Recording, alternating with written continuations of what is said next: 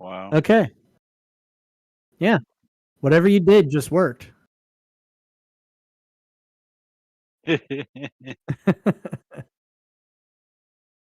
Good. Ah, that's frustrating. So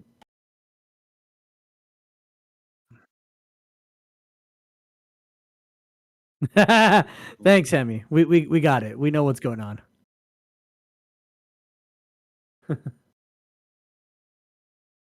Oh Lord. Um I can hear him. Yeah, that's what we're saying, Chaos.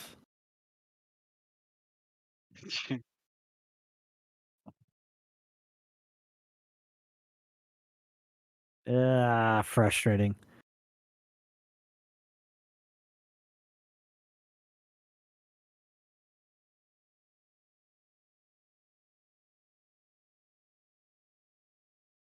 Houston needs help.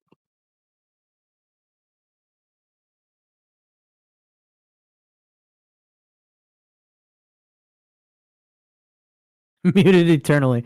Hey, there we go. Somebody new. Fruity Caramellos. How you doing? Oh Lord. All right, so how about the first news piece?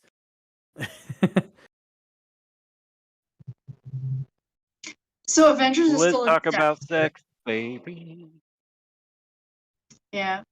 So Avengers is still a disaster. They finally decided to fucking take away the pay to win bullshit after 26 days of players literally, please get rid of this. Please get rid of this. Yeah. And It's echoing in our mics. Yeah, everybody's echoing. You know, a lot of this shit would have been solved if they hadn't fucking made that game. Instead, if they had worked on, you know, the Deus Ex game they canceled for that. That would have been great. Oh my God. I'm not bitter about that at all. Not. I can understand. I started playing Deus Ex a long time ago. I never got very far into it because I never did pick up the rest of the games. So it seems to be an amazing game. A sequel. That's all we want. Please. I played probably the first hour of that game and I loved it. I'm working through it very slowly because I'm one of those that's like I game and then I don't and then I do nothing but game. Adam Jensen is such a well-written character. The graphics from this game were the first game. There were definitely some things, but it was good. Okay, there was it had some meat on that bone, and then they did this. Some of the moments just hit you like a fucking train, and you're just like, "This is so good." And it was released like 5 years ago. No word on a sequel because they put an indefinite pin in that sequel in order to work on Avengers. And it's gone so freaking well the entire time, right? I remember when the game was being announced and like, oh, we've got all the fucking videos to show it off. And I'm like, this is gonna go badly. This is not good. And someone I knew at the time was like, oh, you're just saying that. You don't know. Like, dude, look at it. It's the same stuff over and over again. The gameplay is bland. The character writing isn't that great. I mean, like, there are so many iterations of these characters. You could pull a little bit from everything. Still have like a fresh version of that character. Iron Man doesn't always have to be the same type of Iron Man. And yeah, I'm a little bitter about the Bruce Banner thing because they basically said, oh no, he's totally not loyal to the Avengers at all. Bullshit. Anyways. Finally took away the pay to win shit. Apparently that's not the only thing that happened though. Is it, Hero? Is it? What else got told? What else did they say? Well, this case it wasn't Marvel that was talking, it was Square Enix. The president of Square was a terrible disaster, and went on to say that the developer that they chose did not fit the vision of what they were trying to execute, and proceeded to say that Crystal Dynamics was probably not the best fit for the job. So Sad. instead of just saying, "Hey, we fucked up," they went and took their partners and threw them in front of the bus and waited for it to go forward, and then picked them back up and threw them behind the bus as it was going in reverse so it could get hit a second time. And then proceeded to blame the world health crisis, I will say. Because, It's always COVID. Now, part of me. Sorry, go ahead. Oh, I just said it's always COVID. I love to hear my voice twice. I'm so sexy. Part of me wants to say, I can understand and I can respect a partnership just not working out. Two very different ideas on the same thing, two very different visions, and it just doesn't mesh. I can understand that. They did automatically just say Crystal Dynamics sucks. They did say it wasn't a good fit. Now, if I recall, Crystal Dynamics is it's a much smaller studio. Didn't they work on a Bethesda game? I cannot confirm at the moment. I haven't looked into them too far. Before, but the thing is that part of me says Square Enix had a right to say what they say, and that is one of the risks you run when you're when you're a developer working on the game whose IP is owned by someone else. But part of me also does see what you're saying in that. No, just say, yeah, no, that was a disaster. We should not have allowed that to happen. They really should have, because, again, we could have had a sequel by now. But now that's not an excuse to say, oh, let's just crank out a sequel. If you make it suck, so help me. We will destroy you. We will break you. We will find a way to make sure you pay for that mistake. Oh, sorry, but games developed by Crystal Dynamics. We've got Gex from the 90s. We have Samurai Showdown, Slam and Jam, Blazing Dragons, Pandemonium 2. Basically, all the Gex games were developed by Crystal Dynamics. Legacy of Kain, Soul Reaver. That's why they're familiar. Yup. Which Soul Reaver 2. Legacy of Kain doesn't even exist anymore. That got the 2. That's something that I've heard rumors that might be coming back. After this fiasco, yeah, I'd like to. See, here's the thing. But I've got an opinion, and we all know what opinions are, but No, remind us. I don't think that Crystal Dynamics is the true blame here, and I'm reasonably sure that the generic public out there that knows who they are, I'm reasonably certain that they're going to figure out that the failure of Avengers was not caused by Crystal Dynamics failing. First of all, yes, there were some bugs, but on an MMO, yes, I know I'm understating it, but on an MMO, bugs are to be expected at launch. IP address, my dude. I'm not going to deny it. But part of me goes, that's a really big mistake. Because the reason why I would argue your point is I would use the example of Fallout 76. That was a Bethesda title, but that was developed by a separate studio. Where, okay, yeah, that small studio did fuck up, but no, that still proves your point. No, I'm thinking the same thing. I'm just thinking of a roundabout. Where technically it's still Bethesda's fault because that's their name on it. That's still your name. You are the big title. You passed off some of the work, but it's still you. In my humble opinion, I think that while there's definitely some bugs that were there, many bugs, and you can blame. First of all, you can definitely blame Crunch. Who was actually pushing this game to release on time? It wasn't Square Enix. There's another title involved. Hang on. Let me guess. Does it start with a D? Ends in D's nuts? Disney? 100% Comrade Mouse. I'm sorry. I don't want you said D's. You're gonna say D Nud. It's 100% Comrade Mouse that was pushing for the timeline. 1, 2. If you really get down to the nitty gritty of it, players, especially fans, because you're talking major franchises wrapped up in 2 names for developers. Square Enix, which we all remember that there was always a AAA title dropping every other year from Square Enix for years. We all remember that. So Square Enix is a major name. You put that name on a game, it's going to draw crowds. It's going to draw loyal fans.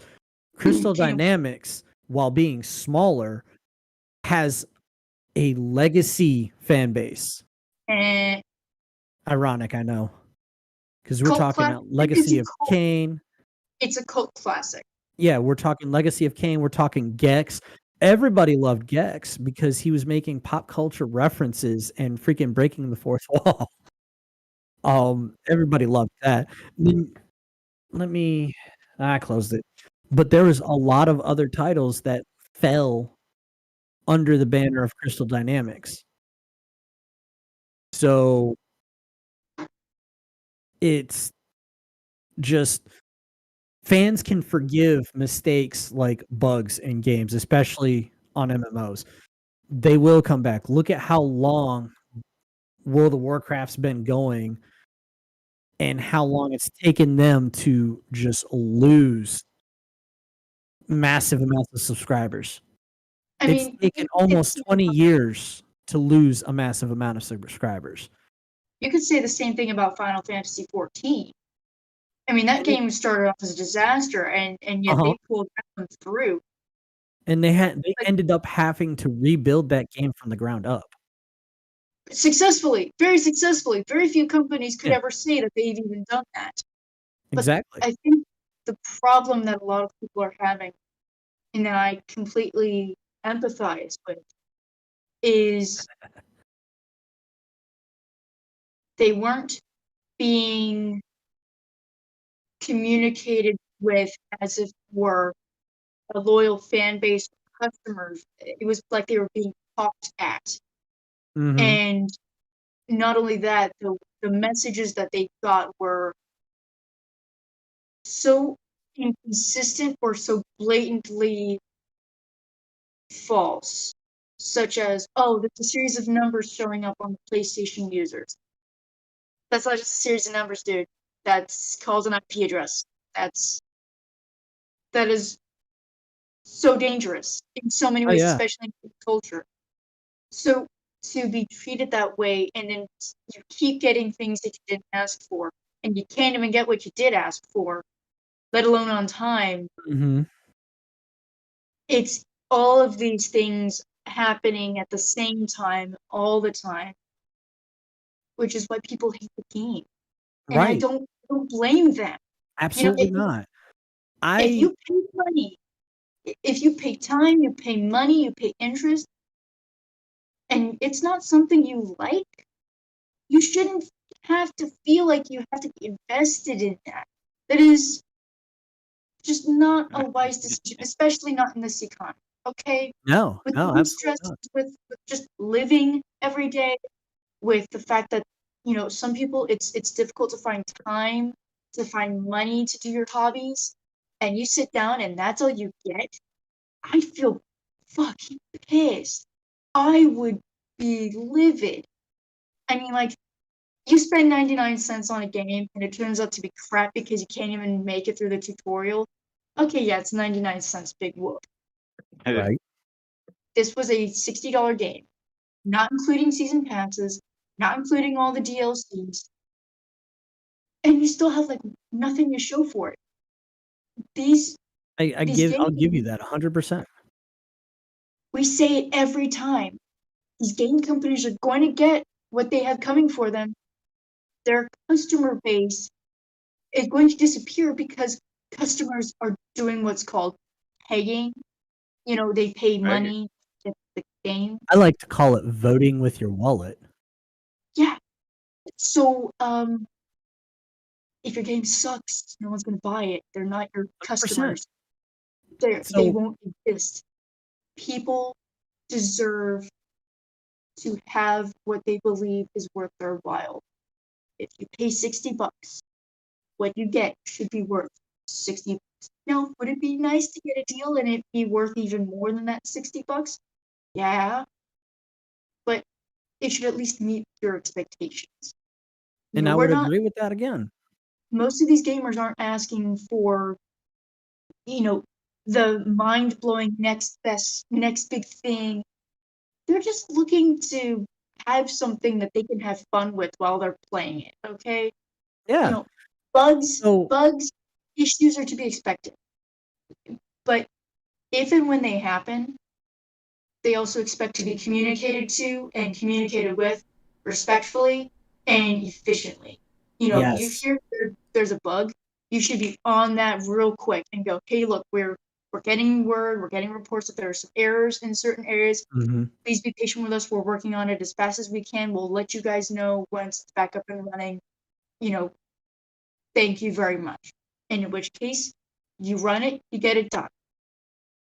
Communication and keeping your fan base in the loop definitely makes them feel like they're $1,000,000. It makes them feel like, oh, hey, they actually respect our time. They respect the fact that we're playing this game. So I have something to go along with all that. Please. No, you're fine. I'm 100% agreeing with you, like, all along the way. My thoughts are they could very much have turned this hot mess around if it were just if it was just bugs that they needed to fix. They could turn this hot mess around. And I know I mentioned this before we got live on the stream. The other component of the issue that is going on. No lag? No echo? Yeah, the echo left. Good job, Chief. He just muted himself and turned everything off.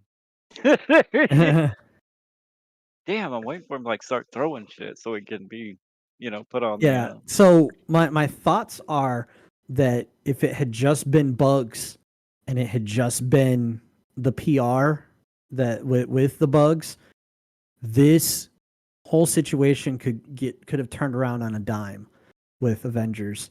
But this is a big old ugly ass of a butt is hanging out. Their story from everything I have read and everything I have looked at and everything that all the characters that they have released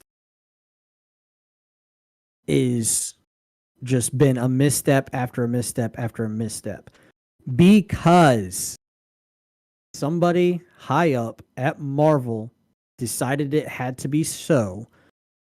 The Avengers had a falling out in the story of the Avengers, the game. They have a falling out, and the character that they use to bring them all back together to unite under the banner of the Avengers again happens to be Miss Marvel. Miss Marvel, aka Kamala Khan, can't remember how to pronounce it, aka the person of color, female lead, diversity, insert OC of some crazy psycho that works at Marvel that has so much power. The story of Miss Marvel my story cannot fail. Let's reboot my comic book 5 times in a year. Let's have a new origin story 5 different times in a single year because the book isn't selling and we want to get interest going again. They use that character. Why? Why would you do that? Why would you use somebody much more iconic? I mean, in the MCU, it's Tony Stark that starts the team. They could have used Wolverine. I mean, Wolverine's been part of the X-Men, the X-Force, been an Avenger. Mute him up. To be fair, who hasn't been an Avenger? To be fair, There's a lot of characters that haven't been an Avenger. There have been a lot of characters that have, though. I mean, parts of the Fantastic Four have been in, parts of the X-Men. Well, I think all of the Power Man's been Fantastic in it. Four.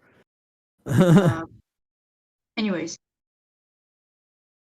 I think It's just you're going to go with a young person not the bees. inspiring the previous generation. Like, oh shit, people still believe in this. They could have done it with Young Avengers and used a version of the Young Avengers, where it's like Spider-Man could have done it too. How many times has he been an Avenger? Avengers members who were like, Who? Spider-Man? Who is that? Never heard of him. the one time Chief can't talk about his fanboy. You know, the Young Avengers, you could have had that form, and it's like, hey, we're the Young Avengers. Well, why do you have to call yourselves Young Avengers? Because we're young and we want to still carry on the legacy. Kind of like Carrie as the Robin from the Dark Knight series, the original. Oh yeah, that was a good one. She wasn't chosen by Bruce Wayne. She took up the mantle, and then he saved her, and then she carried his beaten ass back home to Alfred. And Alfred's like, yeah, no, you're kind of dedicated to train her as a Robin. I'm speaking for you, Batman. And he's like, I'm an old man. I don't have to take this. And Alfred's like, yeah, bitch, you do. So then he gets Robin. Carrie is Robin, who was an untrained middle school age young girl. A redhead too.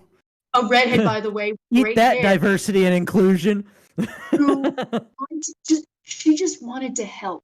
She knew Batman had kept losing Robins, whether to death or to just, shit happening. And she saw what was happening in her city of Gotham, and she's like, I want to do something about this. I want to help. You know what? I'll take the mantle from.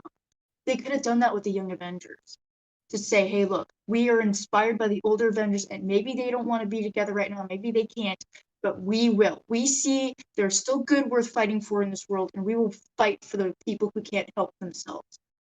And that can be so rallying.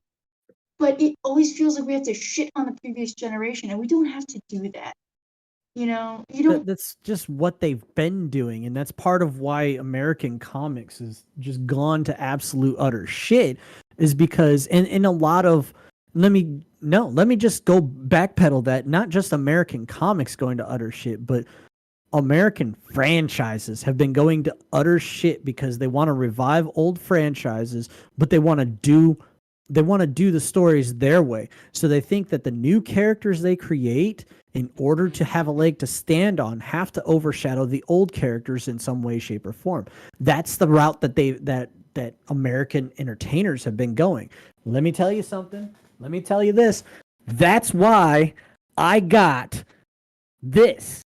Because American comics are garbage right now because they're infected with bullshit, left-sided, weird socio-political agendas. Like, why do real world issues have to be forced into entertainment? I'm sick and fucking tired of seeing it. I want to fucking escape from that in my entertainment. I can give you 2 reasons. One is because it's difficult to escape fully from real life, but also, now this is from the Foundations of Story class that I took, so don't quote me on this. At least when it comes to the storytelling method of fantasy, The idea was you take just enough of the real world problems and you transmogrify that into a fantasy setting in which you can figure out a way to solve your real world problems, maybe through magical means, but it's just enough escapism to cover all that shit up. But it's just a problem that I'm seeing aside from very weak characterization. These people are too perfect, or they're actually so unlikable you can't see them as a hero, and it's not even meant to be satire. It's the fact that you're trying to solve problems with an easy solution with like a band-aid issue. That's not how real world works. Everyone's Right. trying to the latest diet fad. Just eat this one thing and you'll lose 10 pounds. Just do this one thing and you'll be beautiful to everybody else. It doesn't exist. There is Right. no one solution to There's anything. no There magic is pill. there's no panacea. It doesn't exist. So what do? We do the best that we can. With the X-Men, it was how do you deal with intolerance in a world where you're the outlier? Do you Right. go full Magneto and just say fuck them? Or do you pull an Xavier and go, Coexistence. I will find a way for the next generation to not have to go through what we've gone through? It's just my biggest complaint is that they shove it in our faces. I have seen many hundreds of different pieces of entertainment where there is like, I'm not saying I don't want politics in my entertainment. I'm not saying that necessarily. I'm like, you play Dungeons and Dragons. Here's a prime example. There is a reality of racism in Dungeons and Dragons. In classic Dungeons and Dragons, the races have real hatred for each other in between different relations. The Drow are naturally evil. They're a matriarchal society that's built upon backstabbing each other. They're just naturally That's evil. like men and women. So when the Drow come to the surface to wage war on the surface world, or when a regular everyday elf or human sees a Drow, they freak the hell out and they're like, oh, run the other way, unless they think they can fight them. Racism exists in this game, but it is not an in-your-face real world amalgam, whatever the fucking word is now. I can't think of the word, but it's not just, yes, it's not like a real world. It's not a real world So parallel a dark in that. elf versus a white human would be racist now? I'm confused. That's exactly what I'm talking about. That's fucked up though. That's dumb. The best storytelling also is the stuff that's not just handed to you.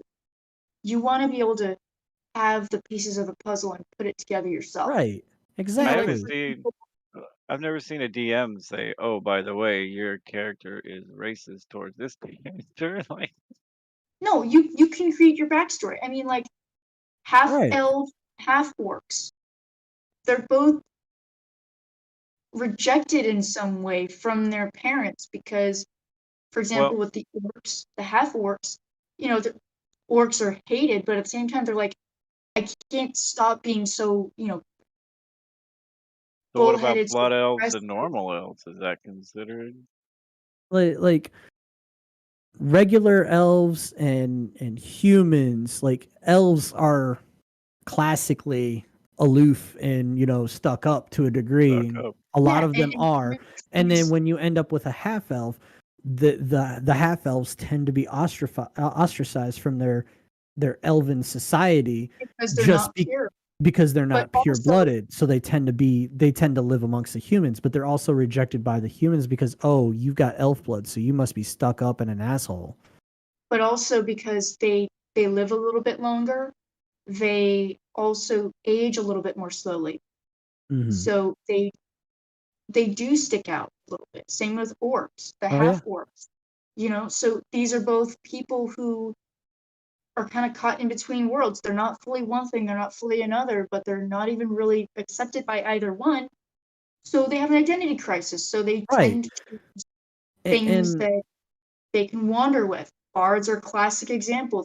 They tend to be either the breeds that are half breeds or they're those just the Toss a vagabonds. coin to your witcher. You know, I it's a very love real that. that's a very real world experience. Is you've got people who have a taste of multiple places, multiple worlds, and yet we're told, no, you only can pick one.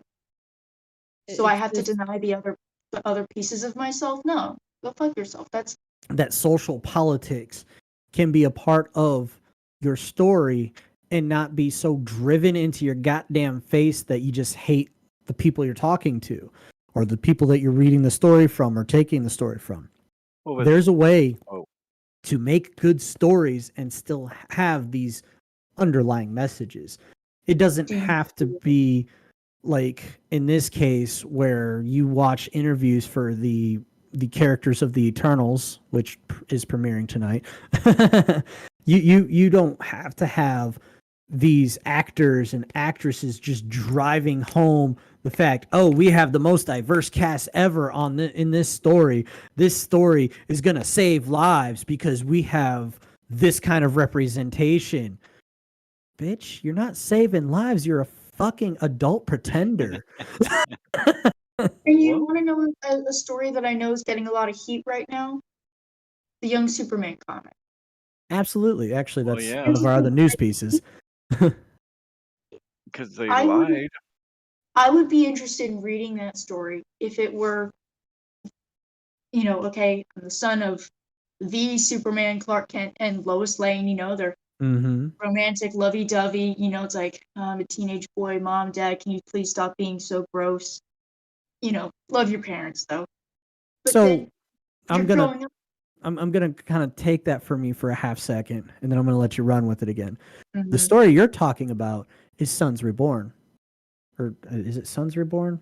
Sons Rebirth? I can't remember exactly. About 4 years ago, there was an actual run where it was a story of Superman slash Clark Kent starting his family with Lois Lane, and the children end up being superpowered from this birth, and it's two sons. And the story follows them through their younger, like preteen years. So they're about 10 or so years old, give or take. The current run is a retcon of that story to a degree. It's basically they aged the boy up. He's now taking the mantle of Superman from his father, and now he's now he's bi. Well, here's something. It would be interesting if they showed it in a different way. I don't know. That I would story be in particular happened to be a very wholesome type story. It wasn't thank all you. about that. I may not look it, but I really do dig wholesome shit. Okay, I really do dig, and I would find something super wholesome out of this if it were, hey, look, I'm the son of Superman. I'm raised with these all American values. My parents love each other. They do right by their families, by their communities. They're just they do people things. But I'm having questions about myself. Am I less American? Am I less of I've just got a lot of doubts. And maybe I try to make it through my own way and I start fumbling and then my mom and dad get really concerned and then they go, hey, look, son, what's going on? You know, Aren't they and then trying they're to like, push it